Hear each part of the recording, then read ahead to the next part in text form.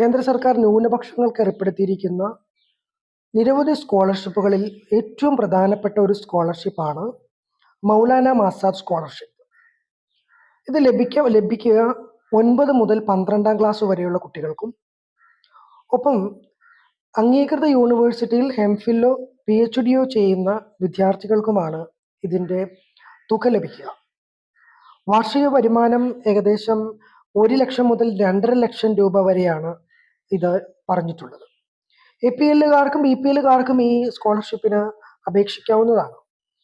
9 മുതൽ 10 വരെയുള്ള ക്ലാസ്സുകൾക്ക് 5000 രൂപ വീതം 2 തവണയായി ലഭിക്കും.